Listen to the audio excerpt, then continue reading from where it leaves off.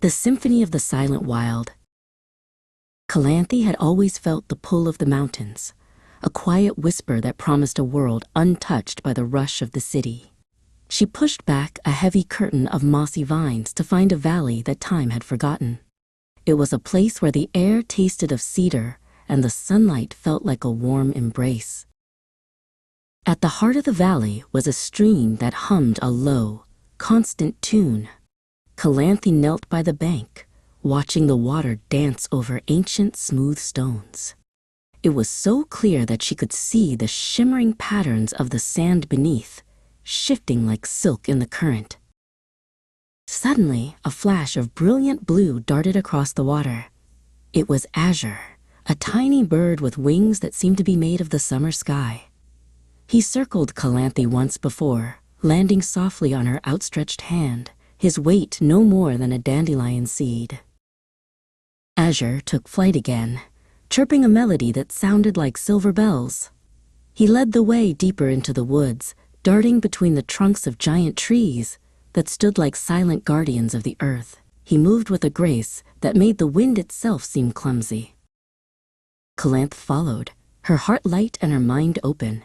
She stopped in a clearing filled with wildflowers that bloomed in colors she didn't have names for. Sitting on a moss-covered log, she took out her charcoal and began to capture the curve of the petals and the sway of the grass. As the afternoon began to ripen into evening, Calanthe and Azure reached a high ridge. From here, the world stretched out in a tapestry of emerald and gold. The sun dipped low, painting the clouds in shades of peach and violet, turning the horizon into a masterpiece. Azure let out a long, trilling cry and soared high above the ridge. He spiraled upward into the cooling air, a tiny speck of blue against the vast, deepening canvas of the sky. He seemed to be dancing with the rising stars. Below, the forest began to transform. Glowing mushrooms sprouted from the roots of trees, and fireflies rose from the tall grass like floating sparks.